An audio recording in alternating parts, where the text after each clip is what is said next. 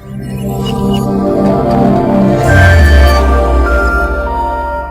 Friends, Mithila education and welfare society में आपका स्वागत है।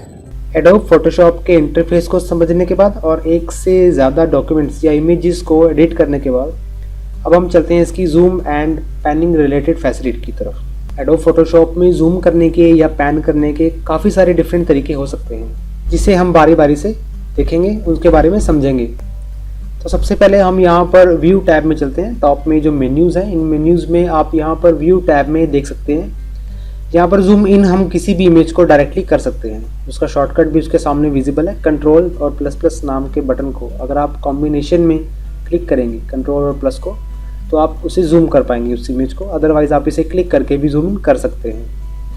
इसी तरह से जूम आउट के फीचर को भी यहीं पे दिया गया है। और जूम करने के बाद अगर आप चाहते हैं कि आपकी वो पिक्चर पूरी स्क्रीन में फिट आ जाए, तो आप इस बटन पर क्लिक कर सकते हैं, फिट ऑन स्क्रीन। इससे आपकी जो इमेज रहेगी वो बाय डिफ़ॉल्ट पूरी स्क्रीन पर विजिबल होनी शुरू हो जाएगी।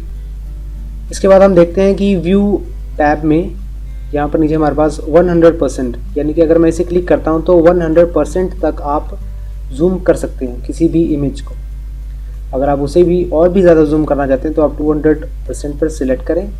यदि आप इसे फ्लिप करना चाहते हैं, मैं सबसे पहले इसे फिट ऑन स्क्रीन करता हूँ एंड देन आप फ्लिप के इस चेंज को देख पाएंगे। अगर मैं फ्लिप हॉरिजॉन्टल को करता हूँ तो इमेज कुछ इस तरह से मिरर इफेक्ट, यानी कि इमेज लेफ्ट से राइट की तरफ मूव हो जाएगी।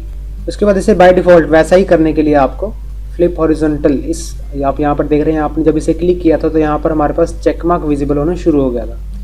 इसे डिसेबल करने के लिए मैं इसे भी ऑफ कर देता हूँ, तो आप इस तरह से उस इमेज को पहले जैसा कर पाएंगे। किसी भी इमेज के डायमेंशंस को चेक करने के लिए कि वो कितने % तक जूम हुआ है या कितने % तक हो सकता है, उसे आप यहाँ पर बॉटम में एक लाइन है, यहाँ पर डॉक्यूमेंट के साइज़ के बिल्कुल साथ आप यहाँ पर देख सकते हैं कि हमारी जो इमेज है 50.58% तक जूम्ड है। अगर आप इसे और भी जूम करना चाहते हैं तो आप इस वैल्यू को चेंज करके उसे और भी जूम कर सकते हैं। मैं इसे 100.58 करता हूँ, एंटर करता हूँ।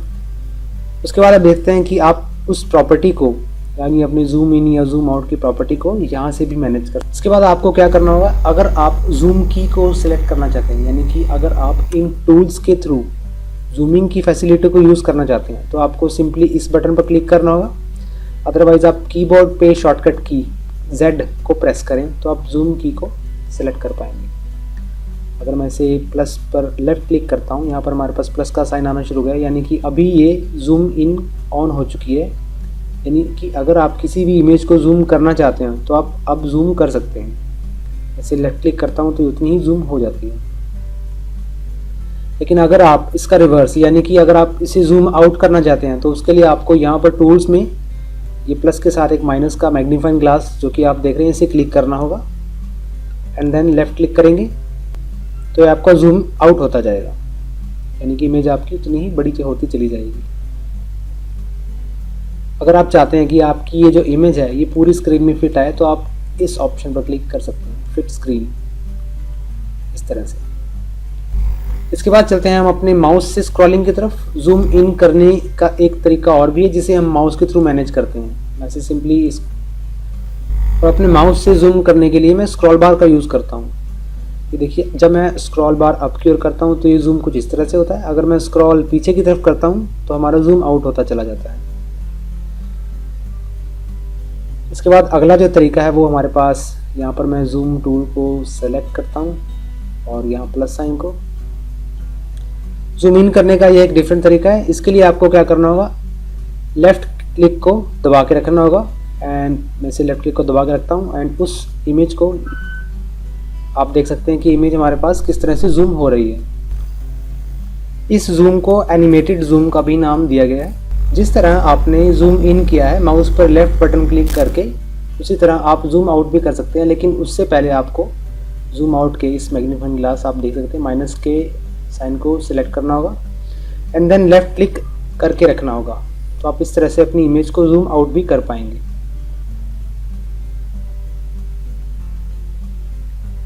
ऐसे फिट स्क्रीन करता हूँ। अगर आप माउस पर लेफ्ट क्लिक करके इसके लिए आप माउस पर लेफ्ट क्लिक करके रखें एंड देन उसे लेफ्ट की तरफ ड्रैग करें, तो आप ये जूम आउट देख पाएंगे। अगर आप इसे राइट की तरफ ड्रैग करते हैं तो ये जूम इन कर पाता है। तो देखिए आप देख सकते हैं कि किस तरह से हमारी इमेज जूम इन हो रही है। उसके बाद चलते हैं जूम इन करने के अलग तरीके पर। ऐसे फिट टू स्क्रीन कर देता हूँ। अब चलते हैं अब चलते हैं जूमिंग के एक अलग तरीके की तरफ कि हम किस तरह से जूम कर सकते हैं। इसके लिए मैं विंडोज टैब में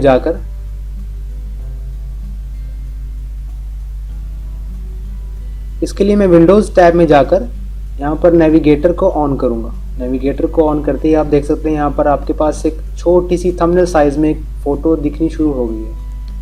और यहाँ पर एक पैनल है जिसे आप लेफ़्ट ड्रैग करें तो आपकी फ़ोटो जूम आउट होती चली जाएगी, और अगर आप उसे राइट की तरफ ड्रैग करें तो जूम इन होती चली जाएगी। आप चाहें तो जूम इन के एरिया को सिंपली ड्रैग भी कर सकते हैं कुछ इस तरह से। लेकिन अगर आप अपने अकॉर्डिंगली जूम करना चाहते हैं, अपने अकॉर्डिंगली एरिया को मैनेज करना चाहते हैं, तो उसके लिए आपको कहीं भी यहाँ पर क्लिक करना होगा एंड देन उसके लिए एक रेक्टेंगल क्रिएट करना होगा।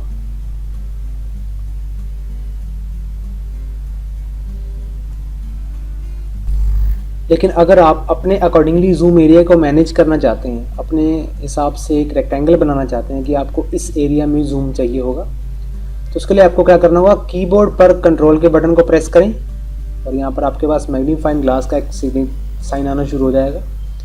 एंड देन वहाँ तक एक रेक्टेंगल ड्रॉ करें जहाँ तक आप उस एरिया को चाहते हैं कि आपका जूम इन हो सके या आपकी इमेज उस स्क्रीन में विजिबल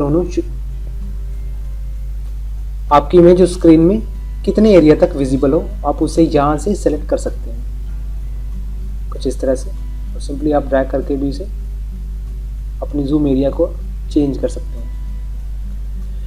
तो ये थे जूम के कई तरीके। इसके बाद चलते हैं पैनिंग के तरीकों की तरफ। मैं इसे फिट टू स्क्रीन कर देता हूँ। अब चलते हैं पैनिंग के कुछ तरीकों की तरफ। पैनिंग एक इमेज को जब हम जूम करते हैं, देखिए जहाँ पर मैं इस इमेज को जूम करता हूँ तो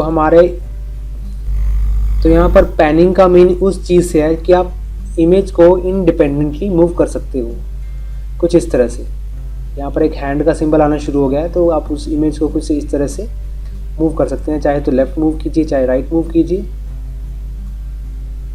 या टॉप एंड बॉटम, किसी भी तरीके से आप इंडिपेंडेंटली से मूव कर सकते हैं। लेफ्ट पैनल में पैन टूल के थ्रू आप उसे मैनेज कर सकते हैं। लेकिन अगर आप इसका शॉर्टकट जानना चाहते हैं तो आपको कीबोर्ड पर H बटन क्लिक करना होगा पैनिंग के लिए। तो जैसा कि आप देख रहे हैं जूम इन करने पर, अगर मैं इसे जैसा कि आप देख रहे हैं जूम इन करने के बाद ऐसे बॉटम से टॉप की तरफ पैन करता हूं तो कुछ एरिया इमेज का ऑटोमेटिकली मूव होना शुरू हो जाता है कुछ इस तरह से। वैसे किसी भी एरिया में करूं उस एरिया तक कुछ परसेंट एरिया इमेज का मूव होना शुरू हो जाएगा। ऐसा इसलिए है क्योंकि हमारे पास एक फ्लिकिंग पैन, इसे हम फ्लिकिंग पैन कहते हैं, यानी कि एक ऐसी इमेज जो कि कुछ एरिया तक ऑटोमेटिकली मूव करे। अगर आप इसे डिसेबल करना चाहते हैं तो आपको एडिट सेक्शन में जाना होगा एंड देन प्रेफरेंसेस, मैं इसे यहाँ क्लिक करता हूँ एंड प्रेफरेंसेस में टूल्स में जाना होगा। टूल्स में जाने के बाद आप यहाँ पर इसे ऑफ कर सकते हैं। इनेबल फ्लिकिंग पैन को अगर आप ऑफ करते हैं देन ओके करता हूँ, आप देख सकते हैं कि अब कोई भी एरिया मूव नहीं होगा ऑटोमेटिकली। सिर्फ उतना ही एरिया मूव होगा जहाँ तक हमने अपना माउस का जो लेफ्ट क्लिक है उसे दबा के रखा होगा। मैं इसे विजिबल करता हूँ, मैं इसे इनेबल करना चाहता हूँ तो मैं इसे इनेबल करता हूँ एंड देन ओके। इसके बाद यदि आप अपने इमेज को अपनी पूरी स्क्रीन में फिट करना चाहते हैं तो उसके लिए आपको हैंड टूल पर डबल क्लिक करना होगा, तो आपकी इमेज कुछ इस तरह से फिट हो जाएगी, पूरी स्क्रीन में विजिबल होनी शुरू हो जाएगी। अब चलते हैं मल्टीपल इमेजेस की जूमिंग की तरफ। मैं यहाँ पर इस इमेज को सबसे पहले मैं मूव टूल सेलेक्ट कर लेता हूँ एंड देन इस इमेज को यहाँ ड्रैग करता हूँ, इसे मैं इसके अंदर फिट करता हूँ एंड देन आप यहाँ पर विंडोज़ में जाकर अरेंज में देख सकते हैं, टाइल को आप हॉरिजॉन्टली या वर्टिकली मैनेज कर सकते हैं। मैं इसे वर्टिकली करता हूँ एंड देन आप मूव टूल सेलेक्ट करने के बाद मैं यहाँ पर विंडोज़ में अरेंज करता हूँ टाइल ऑल वर्टिकली हॉरिजॉन्टली। मैं इसे वर्टिकली सेलेक्ट करता हूँ तो हमारे पास लेफ़्ट और साइड पे यहाँ पर इमेजेस दिखनी शुरू हो जाएंगी। यहाँ पर आप एक चीज़ देख रहे होंगे कि इस इमेज के लेफ़्ट में, जो कि एक्टिव इमेज है, इसके लेफ़्ट में जो जूमिंग % है वो 50 है, लेकिन जो इन इमेजेस में आप ये देख रहे होंगे कि जो राइट साइड में हमारे पास इमेज है, जो कि एक्टिव इमेज है, उसकी जो वैल्यू है वो 50%, यानी कि 50% तक जूम्ड है। जबकि हमारे पास जो लेफ़्ट इमेज है, लेफ़्ट इमेज यहाँ पर हमारे पास 12.5% तक जूमिंग है। आप इस जूम को अगर मैच करना चाहते हैं तो उसके लिए आपको क्या करना होगा, मैं यहाँ पर एडिट सेक्शन में जाता हूँ, मैं यहाँ पर विंडो सेक्शन में जाता हूँ। अरे विंडोज में नहीं जाना था,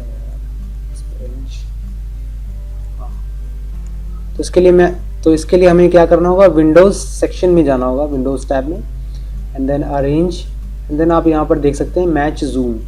अगर आप इस ऑप्शन पर क्लिक करते हैं तो आपकी जो जूम वैल्यू है वो कुछ मैच हो जाएगी इस तरह से, यानी कि आपकी जो लेफ़्ट इमेज उस वक्त की करंट इमेज थी और जो राइट इमेज थी वो लेफ़्ट इमेज की अकॉर्डिंगली मैनेज हो गई है, यानी कि उसका जूम राइट इमेज का, यानी कि राइट इमेज का जो जूम % है वो लेफ़्ट इमेज के अकॉर्डिंगली मैनेज हुआ है।